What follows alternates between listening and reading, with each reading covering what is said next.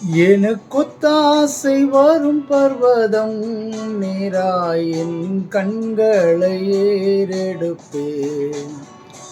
எனக்கொத்தாசை வரும் பர்வதம் நேராய் என் கண்களை ஏறெடுப்பேன். வானமும் பூமியும் படைத்த வல்ல தேவனிடமிருந்தே வானமும் பூமியும் படைத்த எண்ணுக்கடங்கா நன்மைகள் வருமே என் கண்களேறெடுப்பேன். எண்ணுக்கடங்கா நன்மைகள் வருமே என் கண்களேறெடுப்பேன். எனக்கொத்தாசை வரும் பர்வதம் நேராய் என் கண்களை ஏறெடுப்பேன்.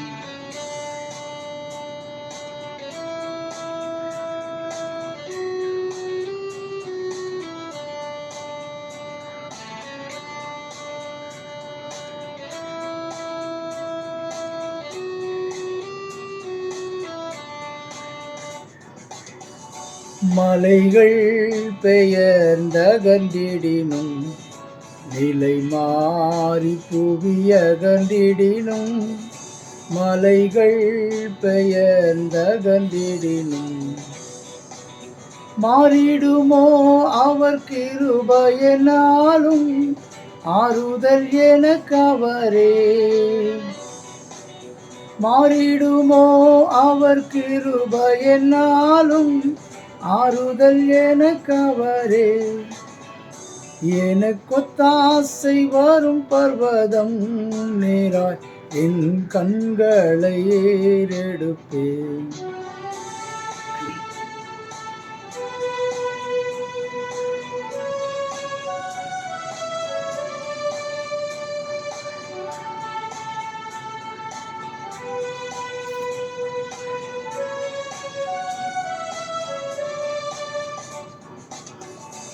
என் காலை தள்ளாட ஓட்டா என்னை காக்கும் தேவன் உறங்கா.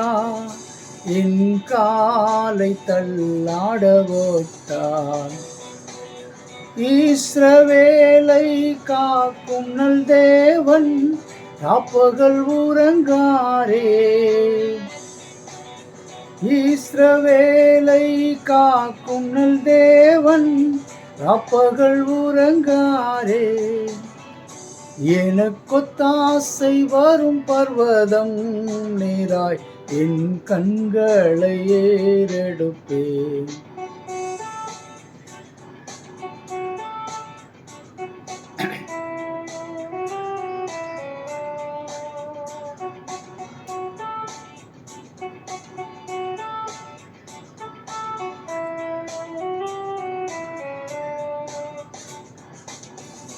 வலப்பக்கத்தில் நிழலவரே வழுவாமல் காப்பவர் அவரே.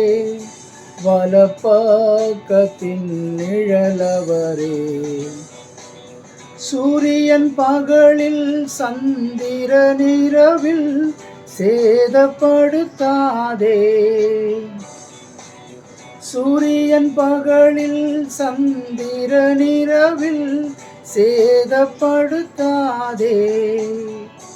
எனக்கொத்தாசை வரும் பர்வதம் நேராய் என் கண்களை ஏறெடுப்பேன்.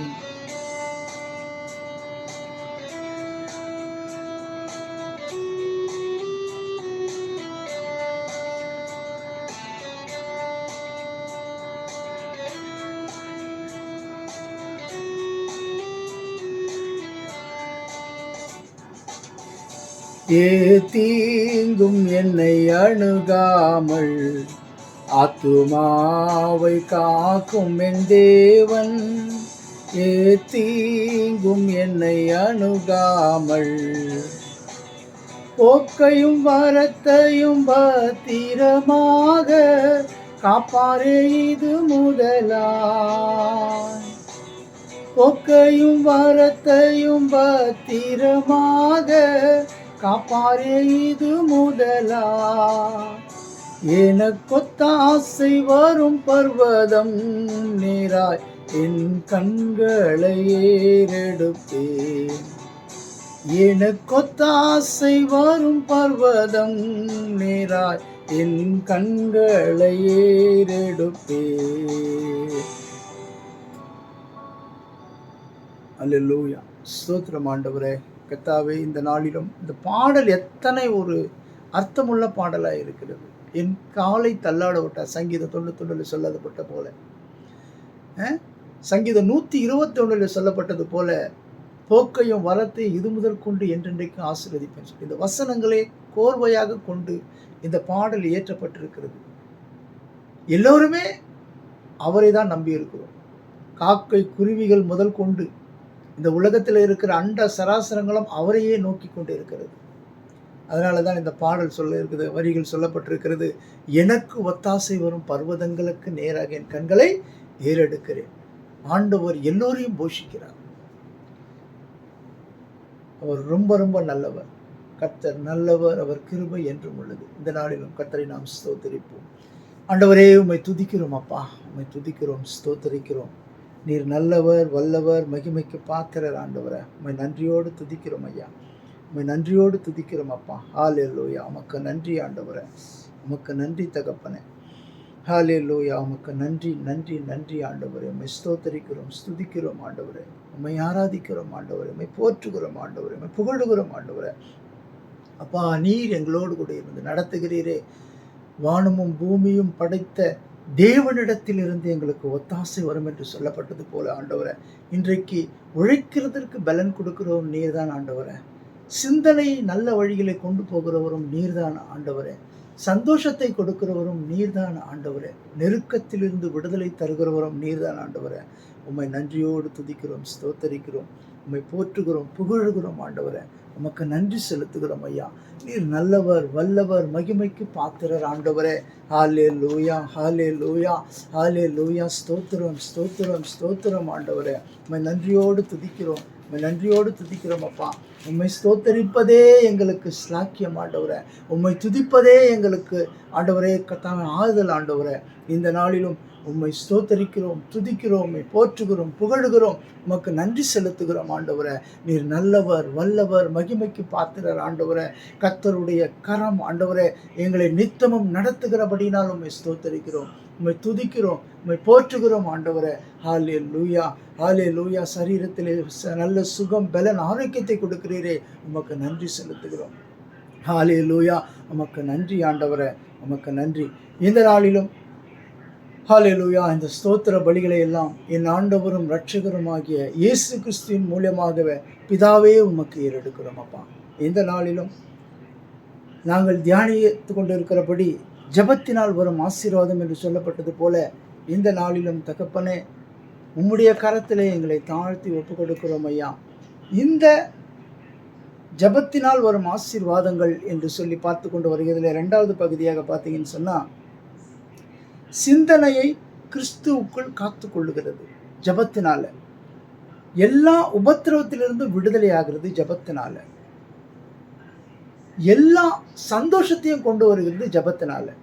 இந்த 3 காரியங்களை பார்க்க இருக்கிறோம். முதலாவது, சிந்தை கர்த்தருக்குள்ள பாதுகாக்கப்படுகிறது. உபத்திரவத்திலிருந்து விடுதலையாக்கப்படுகிறோம்.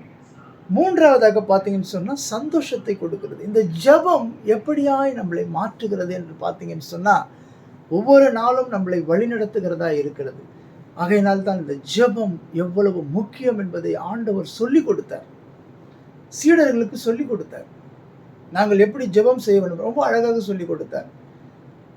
அவர் ஜெபிக்க சொல்லிக் கொடுத்தது என்னன்னு கேட்டீங்கன்னு சொன்னால், எல்லோருக்காகவும் எல்லா விதத்திலையும் பிரயோஜனப்படும்படியாய் தேவன் சொல்லிக் கொடுத்த ஜெபம். இன்றைக்கு எத்தனை பேர் அப்படி ஜெபிக்கிறோம் என்று தெரியவில்லை. ஆனாலும் கர்த்தர் ஜெபத்தை சொல்லிக் கொடுத்திருக்கிறார், ஜெபிக்க வேண்டும் என்று சொல்லிக் கொடுத்திருக்கிறார். கெத்செமனே தோட்டத்திலே கூட அந்த இடத்துல அந்த சோதனையின் மத்தியிலே தேவன் போய் அவர் பாடுகளின் மத்தியிலே ஜெபிக்கிறார்.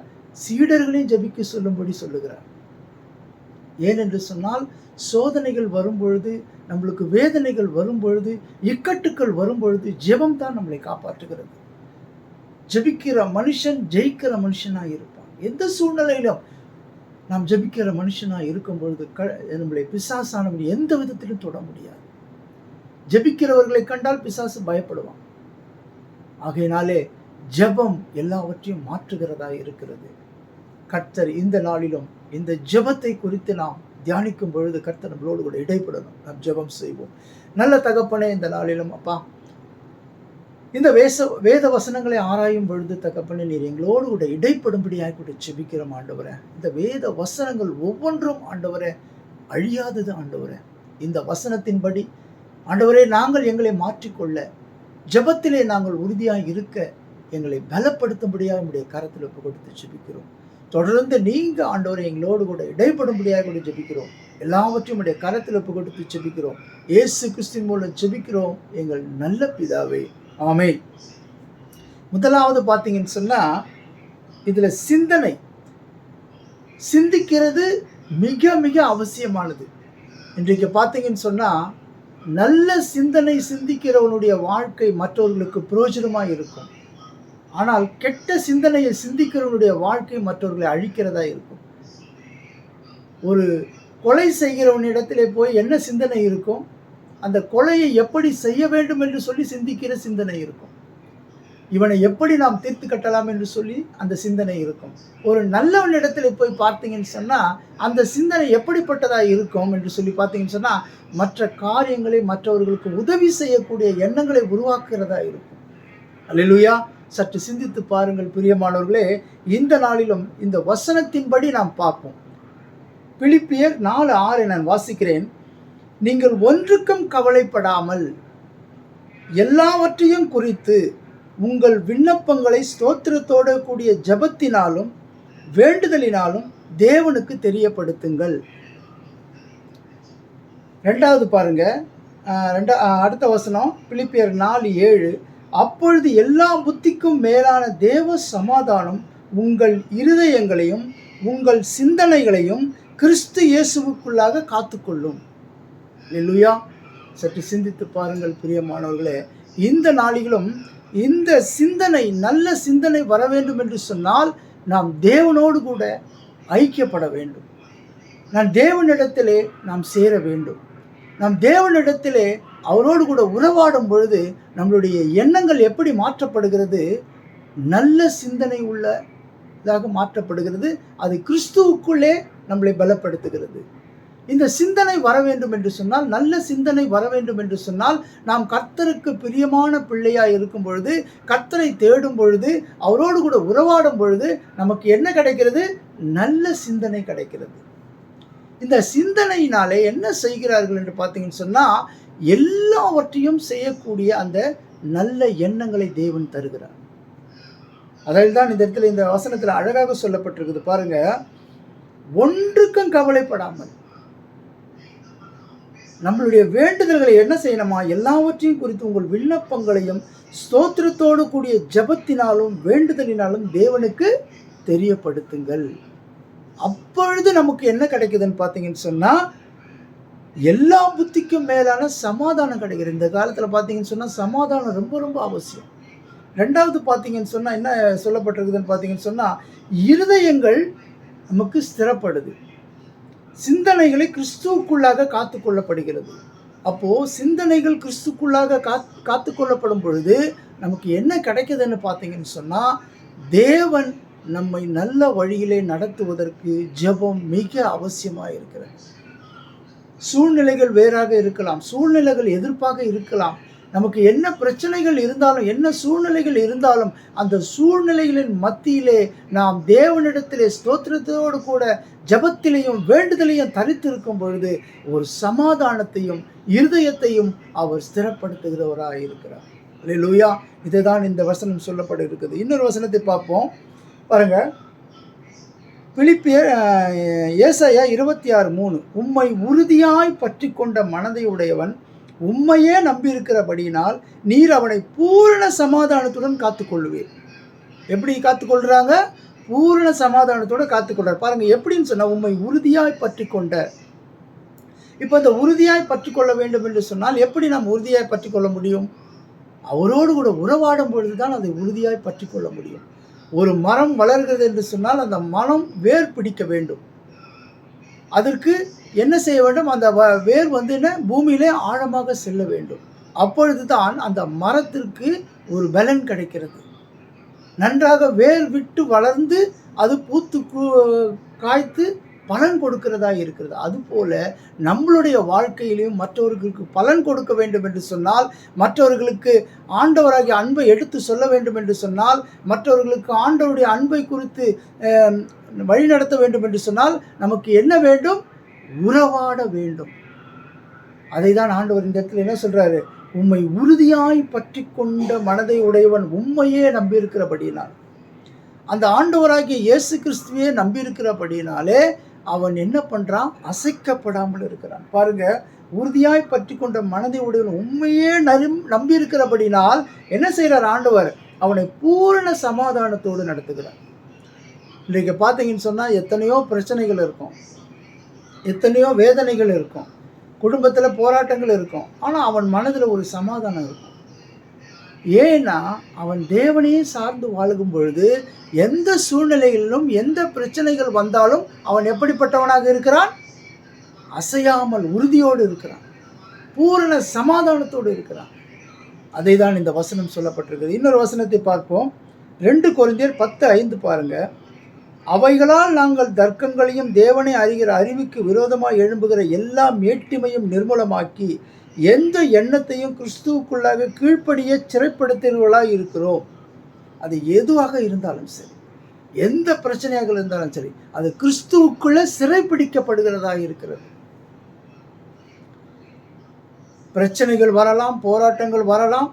இப்படி ஜெபிக்கிறவர்களுக்கு, தேவனோடு கூட உறவாடுகிறவர்களுக்கு என்ன பிரச்சனைகள் வந்தாலும், மலையே பெயர்ந்து நம்ம மேலே விழ மாதிரி பிரச்சனைகள் வந்தாலும் அவன் அதை குறித்து கொஞ்சம் கூட அசைய மாட்டான். ஏன் என்று சொன்னால், இந்த இடத்திலே சொல்லப்பட்டிருக்கிறது என்ன என்று சொன்னால், அவரை உறுதியாய் பற்றி கொண்ட மனதை உடையவன். யாரை? கிறிஸ்து இயேசுவை உறுதியாய் பற்றி கொண்ட மனதை உடையவன் அவரையே நம்பியிருக்கிறபடினால் அவர் அவனை எப்படி நடத்துகிறாரு? பூரண சமாதானத்தோடு நடத்துகிறவராக இருக்கிறார். அல்லேலூயா. சற்று சிந்தித்து பாருங்கள் பிரியமானவர்களே. இந்த இடத்துல பார்த்தீங்கன்னு சொன்னால் அதை தான் சொல்லப்பட்டிருக்கிறது. 2 கொரிந்தியர் 10:5. கொலோசியர் 3:15 பாருங்க. கொலோசியர் 3:15 பார்த்தீங்கன்னு சொன்னால், தேவ சமாதானம் உங்கள் இருதயங்களில் ஆளக்கடவது, இதற்கென்றே நீங்கள் ஒரே சரீரமாக அழைக்கப்பட்டீர்கள், நன்றி அறிதலுள்ளவர்களாக இருங்கள். இன்றைக்கு உண்மையிலே சொல்கிறேன், ஆண்டவரை தேடுகிறவர்களுக்கு ஒரு குறையும் இல்லை என்று வசனம் சொல்லப்பட்டிருக்கிறது. சிங்கக்குட்டிகள் தாட்சியடைந்து பட்டினியை கிடைக்கும், கர்த்தரை தேடுகிறவர்களுக்கு ஒரு நன்மையும் குறையப்படாது. இன்றைக்கு எத்தனை பெரிய வசதிகள் இருந்தாலும் சரி, தேவன் உணவை உண்ணுவதற்கு அந்த பலனையும், அந்த உணவை உட்கொண்ட பிறகு அது சரீரத்திலே பலனையும் கொடுக்கிறது ஆண்டவருடைய கிருபை தாங்க. இன்றைக்கி எத்தனையோ பேர் பார்த்தீங்கன்னு சொன்னால் வசதி வாய்ப்புகள் இருக்கிறது, அவர்களால் உண்ண முடியவில்லை. காரணம் என்ன என்று பார்த்தீங்கன்னு சொன்னால், அவர்களோடு கூட, அவர்களுக்கு ஆண்டவரோடு கூட எந்த அளவுக்கு உறவு இருக்குது என்பதை சற்று சிந்தித்து பார்க்க வேண்டும். தேவன் எல்லாவற்றையும் பூரணமான சமாதானத்தோடு நடத்துவார் என்று சொன்னால், நிச்சயமாகவே கர்த்தர் நிச்சயம் நம்மளை நடத்துகிறவராக இருப்பார். ஆகையினாலே சற்று சிந்தித்து பார்க்க வேண்டும். எந்த சூழ்நிலையிலும் எல்லாருக்கும் பிரச்சனைகள் இருக்கிறது, எல்லாருக்கும் வியாதிகள் இருக்கிறது, எல்லாருக்கும் வருத்தங்கள் இருக்கிறது. ஆனாலும் அதன் மத்தியிலே ஒரு சமாதானத்தை கர்த்தரால் கொடுக்க முடியும். அந்த சிறிய உணவை எடுத்தால் கூட அது உடம்புக்கு, சரீரத்தில் அது பலத்தை கொடுக்கிறதா இருக்கும். ஆகையினால தான் நாம் அவரை உறுதியாய் பற்றி கொள்ளுகிறவராய் இருக்க வேண்டும். இந்த இடத்துல சொல்லப்பட்டிருக்கிற வசனத்தின்படி என்ன சொல்லப்பட்டிருக்கிறது பார்த்தீங்கன்னு சொன்னால், பாருங்க, உம்மை உறுதியாய் பற்றி கொண்ட மனதை உடையவன். ஏசாயா 26:3 சொல்லப்பட்டிருக்கிறது. பூரண சமாதானத்தோடு நடத்துகிறவராக இருக்கிறார். கொலோசியர் 3:15 தேவ சமாதானம் நம்முடைய இருதயங்களை ஆளக்கடவுது என்று சொல்றார். இதற்கென்றே நீங்கள் ஒரே சரீரமாக, இன்றைக்கு பார்த்தீங்கன்னு சொன்னால் ஞானஸ்தானத்தில் நம்ம தேவன் ஒரே சரீரமாக எல்லோரையும் ஒன்றாக அழைக்கிறார். அவர் எல்லாம் ஒரு மனதோடு இருக்க வேண்டும் என்று தான் விரும்புகிறார். ஆனால் நாம் தான் அதை விரோதமாக நினைத்து கொண்டு, ஆளாளுக்கு ஒரு நினைத்து கொண்டு போய்கொண்டிருக்கிறோம். இன்றைக்கு ஆண்டவர் வர வேண்டும் என்று சொன்னால் நிச்சயமாகவே அவர் வந்து விடுவார். ஆனால் வந்தால் எத்தனை பேர் அவருக்கு முன்பாக செல்ல முடியும் என்று தெரியாது. அப்படிப்பட்ட சூழ்நிலையிலே இந்த உலகம் போய்க் கொண்டிருக்கிறது. இன்றைக்கு கர்த்தரை தேடுகிறார்களா? இல்லை. எத்தனை பேர்கள் தேடுகிறார்கள்? எத்தனை பேர்கள் முழு உள்ளத்தோடு, முழு ஆன்மாவோடு, முழு பலத்தோடு தேடுகிறார்கள் என்பதும் தெரியவில்லை. ஆகையினால் இந்த சூழ்நிலையிலே ஆண்டவர் வந்தார் என்று சொன்னால், அவரை எதிர்கொண்டு செல்வதற்கு எத்தனை பேர் தயாராக இருக்கிறார்கள் என்று நமக்கே தெரியவில்லை. ஆகையினாலே இந்த நாளிலே அதற்கான ஒரு முயற்சி தான் ஜெபம். இந்த ஜெபத்தை நாம் ஜெபிக்கும் பொழுது, தேவனோடு கூட உறவாடும் பொழுது, அவர் நம்மளை எந்த சூழ்நிலையிலும் ஒரு பூரண சமாதானத்தோடு நடத்துகிறவராக இருப்பார். வியாதி வந்தாலும் சரி, என்ன போராட்டங்கள் வந்தாலும் சரி, என்ன பிரச்சனைகள் வந்தாலும் சரி, என்ன விரோதங்கள் நம்மை சூழ்ந்து கொண்டாலும் சரி, கர்த்தர் அந்த சூழ்நிலையிலும் ஒரு சமாதானத்தை கட்டளையிடுகிறவராக இருக்கிறார். அல்லேலூயா. சற்று சிந்தித்து பார்ப்போம் பிரியமானவர்களே. இதை நாம் இந்த சிந்தை நமக்கு வர வேண்டும் என்று சொன்னால் நாம் ஜெபிக்கிறவராய் இருக்க வேண்டும். நமக்கு நல்ல சிந்தை வர வேண்டும் என்று சொன்னால் பல பிரச்சனைகள் மத்தியிலே, சூழ்நிலையின் மத்தியிலே கெட்ட சிந்தனைகள் வரும். இந்த உலகத்திலே நாம் வாழ்கிற சூழ்நிலை பார்த்தீங்கன்னா தூசிப்படுந்ததாக இருக்கிறது. காரணம் என்ன? பலப்பட்ட பாவங்கள் நம்மை சூழ்ந்து கொண்டு இருக்கிறது.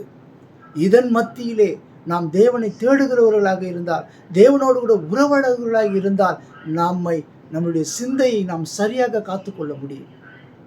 அல்லேலூயா. சற்று சிந்தித்து பாருங்கள் பிரியமானவர்களே. பாருங்கள், இன்னொரு வசனத்தை வாசிக்கலாம். கொலோசியர் 3:16. கிறிஸ்துவின் வசனம் உங்களுக்குள்ளே சகல ஞானத்தோடும் பரிபூரணமாக வாசமாய் இருப்பதாக சங்கீதங்களினாலும் ஞான பாட்டுகளினாலும் ஒருவருக்கொருவர் போதித்து புத்தி சொல்லிக் கொண்டு உங்கள் இருதயத்திலே கர்த்தரை பக்தியுடன் பாடுங்கள்.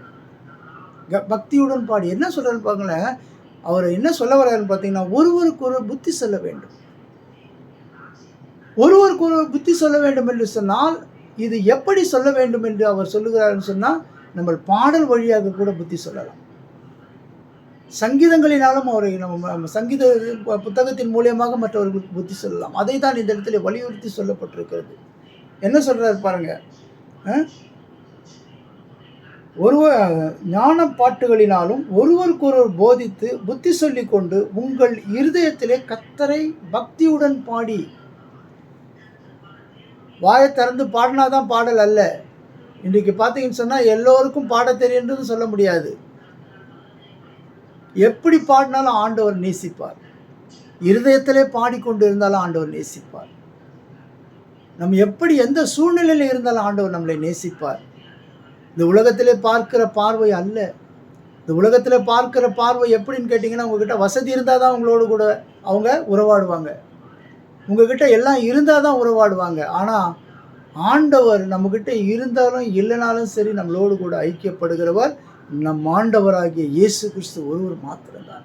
அவர் அதற்காகத்தான் இந்த உலகத்திற்கு வந்தார். அவர் அதற்காகத்தான் அடிக்கப்பட்டு ரத்தம் சிந்தி மரித்து 3ஆம் நாள் உயிர்த்து எழுந்தார். அந்த தேவன் நம்மை வாழ வைக்கிற தேவன். அல்லேலூயா. இன்றைக்கு நம்மளுடைய சிந்தையை சரியான பாதையிலே கொண்டு போகிற தேவன், பாவியான இருந்தவனை மாற்றின தேவன், பாவியான கொலைகாரனாய் இருந்தவனை நல்லவனாக மாற்றின தேவன், கொலைகார சிந்தையோடு இருந்தவனை நல்ல சிந்தையாக மாற்றின தேவன் அவர்தான் ஆண்டவராகிய இயேசு கிறிஸ்து. அவர்தான் உங்களுக்காகவும் எனக்காகவும் அடிக்கப்பட்டவர், இரத்தம் சிந்தி மரித்து 3ஆம் நாள் உயிர்த்தெழுந்தவர். இன்றைக்கு சிந்தைகளை மாற்றக்கூடிய வல்லமை அவரிடத்திலே உண்டு.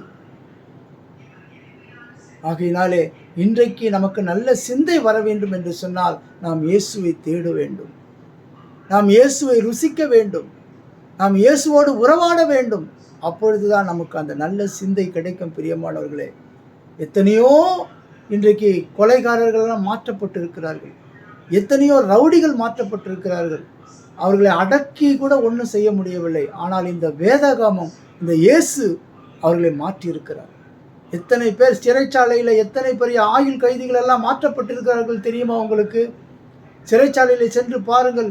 சிலர்லாம் பார்த்தீங்கன்னு சொன்னால் பயங்கரமான கேடி, பயங்கரமான ரவுடி, இவன் பைபிளை வாசித்து கொண்டிருக்கிறான், இவன் மாற்றப்பட்டிருக்கிறான் என்று சொல்லி. ஆகையினால்தான் இந்த சிந்தையை கிறிஸ்துவுக்குள் காத்துக்கொள்ளும்படியாய் தேவன் நம்மளை ஆசீர்வதிக்கிறார். அதனால்தான் சிந்தையை காத்துக்கொள்வது கிறிஸ்துவை தேடும் பொழுது அது கிடைக்கும், ஜெபிக்கும் பொழுது அது கிடைக்கும்.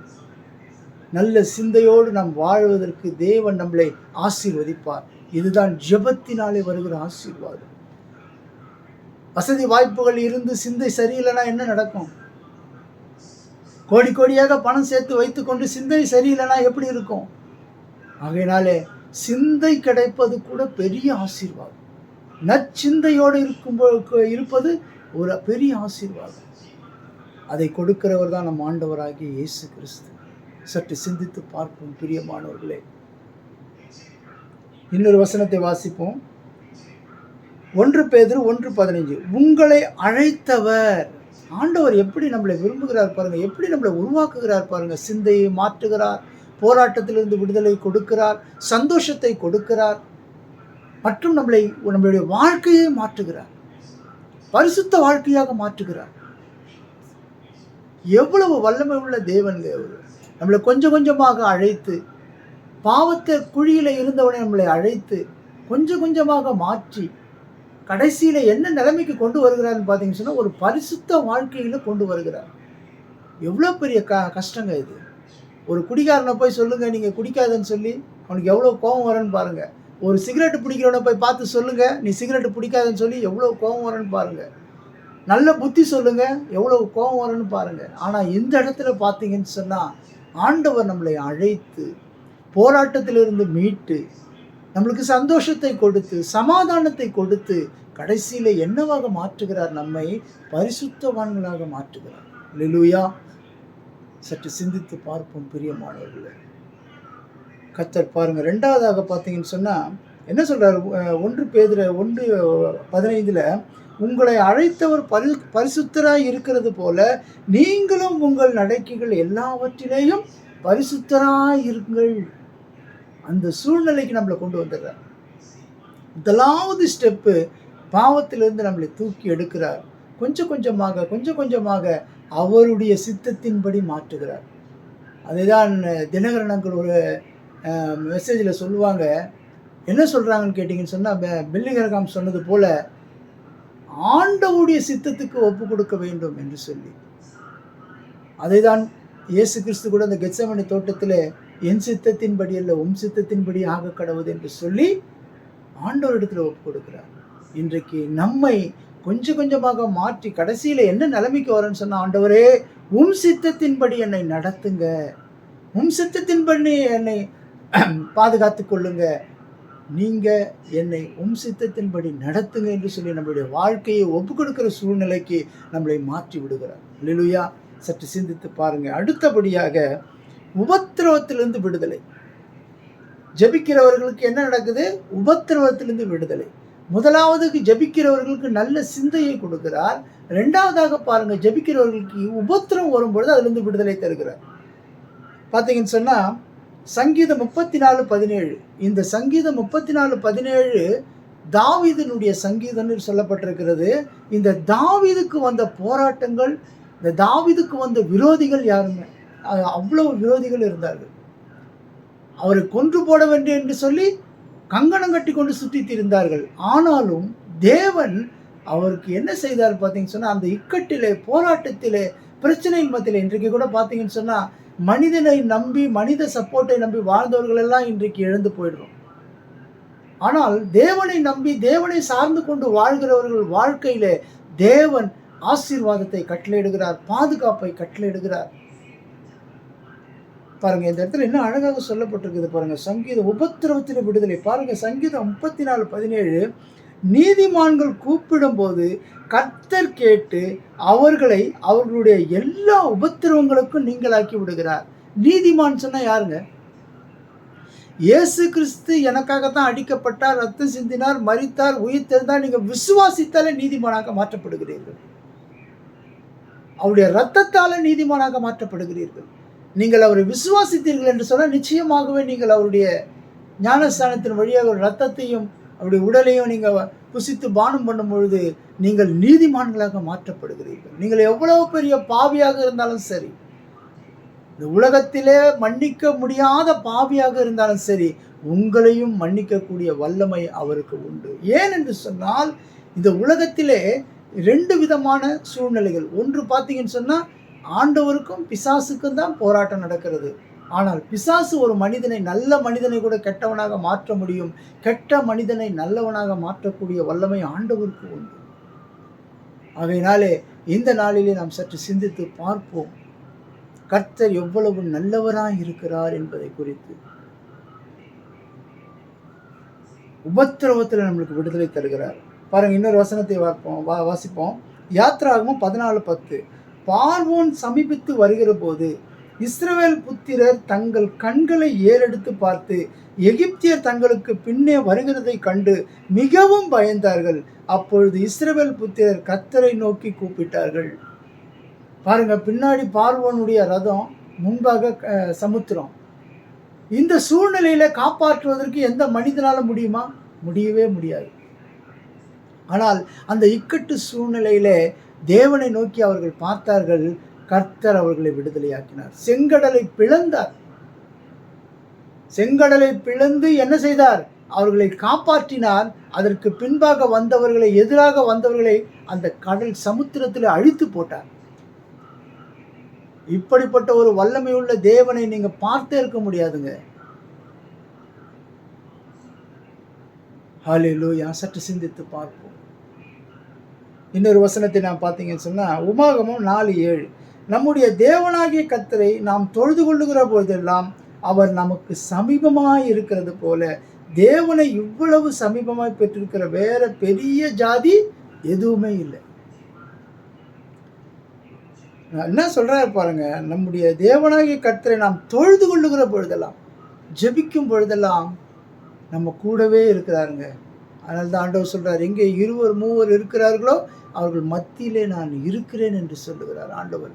இவ்வளவு சமீபமாய் பெற்ற தேவனை இந்த உலகத்திலே யாராலையும் பார்க்க முடியாது. யாத்திரை போவார்கள், நடந்து போவார்கள், தேவனை தேடி தேடி போவார்கள். ஆனால் நீங்கள் இருக்கிற இடத்திலேயே கர்த்தரை நீங்கள் தொழுது கொள்ளும் பொழுது, நீங்கள் அவரை ஆராதிக்கும் பொழுது, அவரிடத்திலே நீங்கள் மன்றாடும் பொழுது, அவர் உங்கள் பக்கத்திலே இருக்கிறவராய் இருக்கிறார்.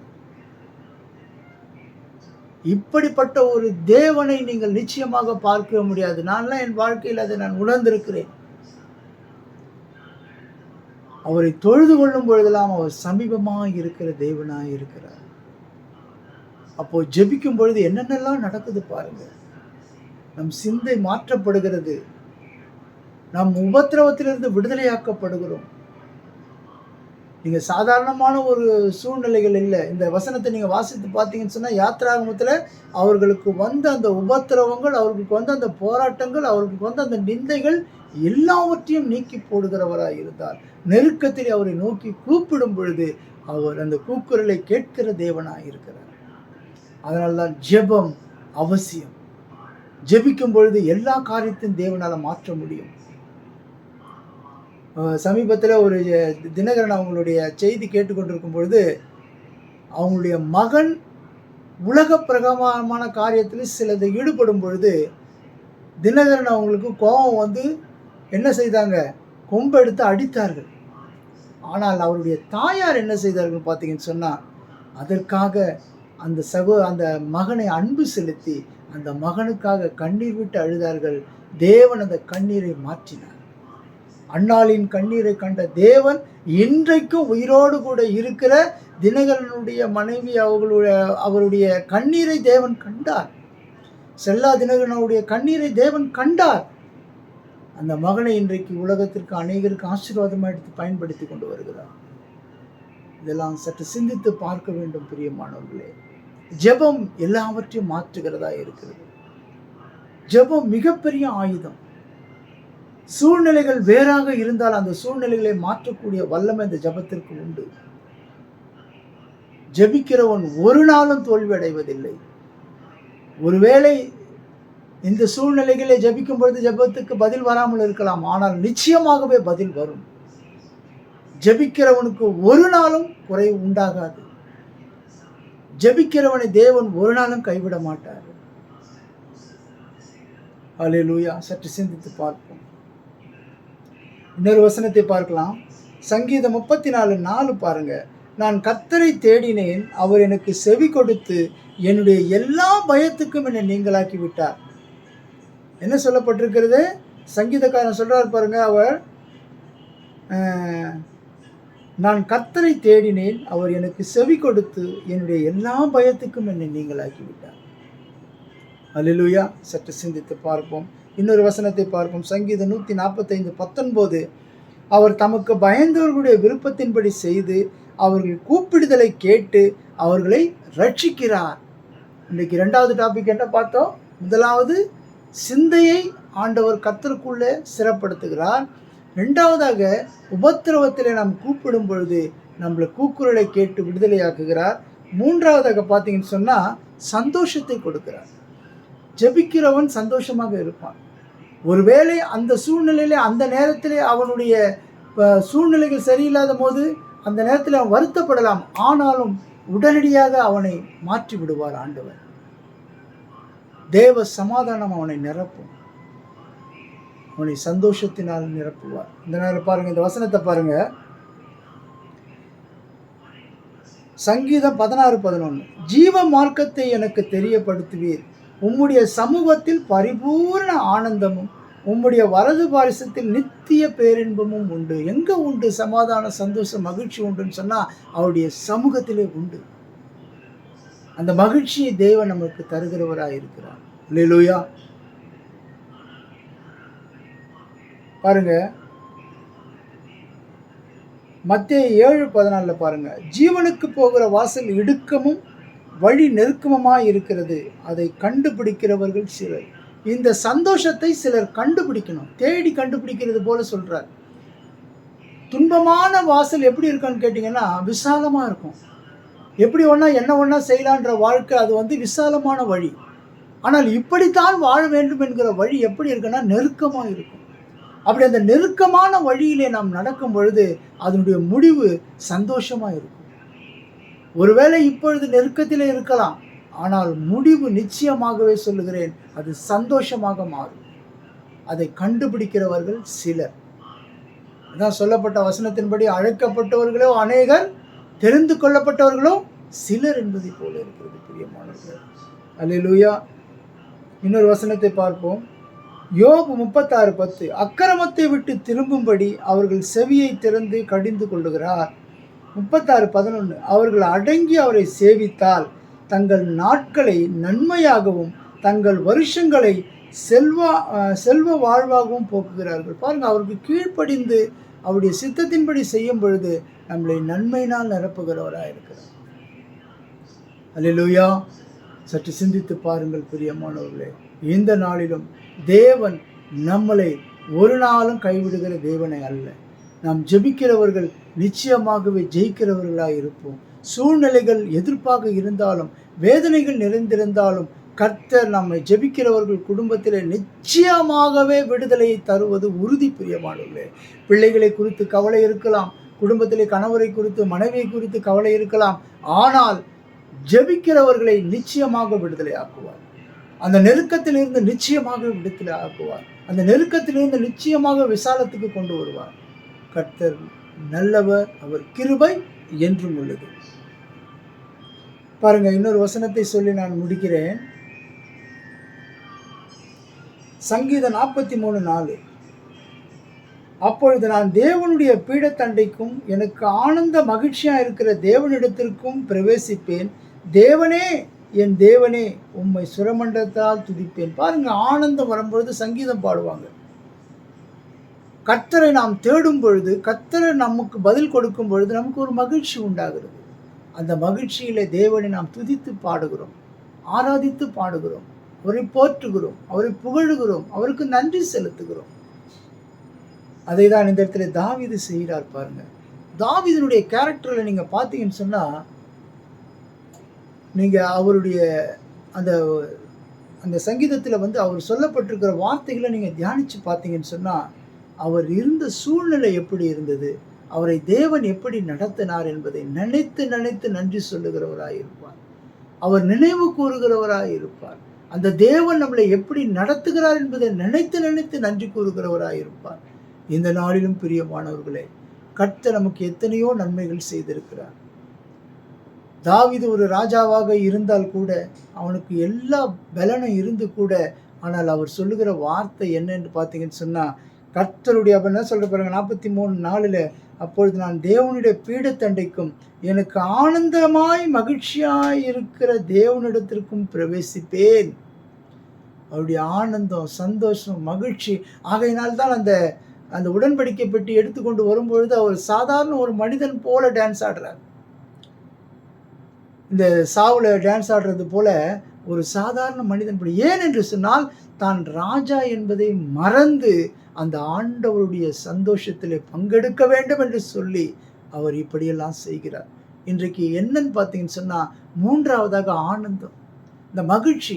அந்த தேவனோடு கூட உறவாடும் பொழுது, அந்த தேவ சமூகத்திலே நம்ம காத்திருக்கும் பொழுது, அந்த தேவன் நம்மளை மகிழ்ச்சியினாலே ஆட்கொள்ளுகிறவராய் இருக்கிறார், நம்மளை ஆனந்தப்படுத்துகிறவராய் இருக்கிறார். அது அளவிட முடியாத ஆனந்தம் பிரியமானவர்களே. அது எங்கே கிடைக்கிறது? தேவ சமூகத்திலே கிடைக்கிறது, ஜெபிக்கும் பொழுது கிடைக்கிறது, அவரை ஆராதிக்கும் பொழுது கிடைக்கிறது, அவரை தொழுது கொள்ளும் பொழுது கிடைக்கிறது. இந்த ஆனந்தத்தை தேவன் கொடுக்கிறவராக இருக்கிறார். பாருங்க, மகிழ்ச்சினால என்னென்னலாம் கிடைக்குது பார்த்தீங்கன்னு சொன்னா, ஹல்லேலூயா. முதலாவதாக என்ன கிடைக்கிறது? சிந்தனை சரியான முறையில் நடத்துகிறார். இரண்டாவது என்ன கிடைக்கிறது? உபத்திரவத்திலிருந்து விடுதலையை தருகிறார். மூன்றாவதாக என்ன கிடைக்கிறது? சந்தோஷத்தை கொடுக்கிறவராக இருக்கிறார். இந்த காரியங்கள் எல்லாம் சற்று சிந்தித்து பாருங்கள். நம்முடைய சிந்தை நல்ல சிந்தையா இருக்கும் பொழுது நம்முடைய இருதயம் நல்லதாக இருக்கும். இருதயத்துக்கு எந்த நோயும் வராது. இந்த சிந்தனை கெட்ட சிந்தனையாக மாறும் பொழுது இந்த உடம்பே எல்லா விதத்திலும் கெட்டு போய் விடுகிறது. ஆகையினாலே இந்த உடம்பை நல்ல முறையிலும் இந்த வாழ்க்கையில நல்ல வாழ்க்கையை வாழ்வதற்கு சிந்தை எவ்வளவு அவசியம் என்பதை இந்த நாளிலே நாம் புரிந்து கொண்டோம். இந்த சிந்தை இயேசு கிறிஸ்துக்குள்ளாக நம்மளை பலப்படுத்துகிறது. இரண்டாவதாக அவருக்குள்ளே நாம் இருக்கும் பொழுது, அவரால் நாம் மீட்கப்படும் பொழுது நாம் நீதிமான்களாக மாற்றப்படுகிறோம். அப்படி நீதிமான்கள் கூப்பிடும் பொழுது அவர்கள் குரலை அவர் கேட்டு விடுதலையாக்குகிறார். மூன்றாவதாக பார்த்தீங்கன்னு சொன்னா, ஆனந்தமாய் நம்மளை வைத்துக் கொண்டு இருக்கிறார். அவர் சமூகத்திலே போகும் பொழுதெல்லாம் ஒரு சந்தோஷம், ஒரு சமாதானம், ஒரு மகிழ்ச்சியை தேவன் கட்டளையிடுகிறார். அல்லேலூயா. இந்த நாளிலும் கர்த்தர் நம்மளை ஆசீர்வதித்து வழி நடத்துவாராக. இந்த வசனங்களை கேட்ட, இந்த வசனங்களை தியானித்தவர்களை கர்த்தர் ஆசீர்வதிப்பாராக. ஆண்டவரே, இந்த நாளிலும் உடைய கருத்தில் ஒப்பு கொடுத்து ஜெபிக்கிறோம் அப்பா. தேவன் தாமே எல்லாவற்றையும் பொறுப்படுத்திக் கொள்ளுங்கப்பா. ஒவ்வொருடைய தேவைகளையும் சந்திங்க ஆண்டவரே. ஒவ்வொருடைய பிரச்சனைகளையும் நீர் சந்திங்க ஆண்டவரே. கர்த்தாவே, மனிதனோ முகத்தை பார்க்கிறான், நீரோ இருதயத்தை பார்க்கிறீர் ஆண்டவரே. ஒவ்வொருடைய உள்ளத்தின் அங்கலாய்ப்பு என்ன, ஒவ்வொருடைய உள்ளத்தின் தேவைகள் என்ன நீங்க அறிந்திருக்கிறீங்க ஆண்டவரே. எல்லாவற்றையும் நீங்க சம்பூர்ணமாய் ஆசீர்வதித்து கர்த்தர் நீங்க ஒவ்வொருவரையும் வழி நடத்த முடியாது ஜெபிக்கிறோம். நல்ல சிந்தையை கொடுங்கப்பா கர்த்தாவே. சூழ்நிலைகள் மத்தியிலே விடுதலையை கொடுங்கப்பா தகப்பனே. சந்தோஷமான வாழ்க்கையை கொடுங்க. எல்லாவற்றையும் உடைய கரத்தில் ஒப்பு கொடுக்கிறோம். இயேசு கிறிஸ்துவின் மூலம் ஜெபிக்கிறோம் எங்கள் நல்ல பிதாவே, ஆமேன். என் ஆத்மாவே கர்த்தரை ஸ்தோத்தரி, என் முழு உள்ளமே உடைய பரிசுத்த நாமத்தை ஸ்தோத்தரி. என் ஆத்மாவே கர்த்தரை ஸ்தோத்தரி, கர்த்தர் செய்த சகல பாரங்களும் மறவாதே, ஆமேன். நம் ஆண்டவராகிய இயேசு கிறிஸ்துவின் கிருபையும் பிதாவாகிய தேவனுடைய அன்பும் பரிசுத்த ஆவியானுடைய அந்யோன்ய ஐக்கியமும் இன்றும் என்றும் சதாகாலம் உங்கள் அனைவரோடும் கூட இருப்பதாக, ஆமேன்.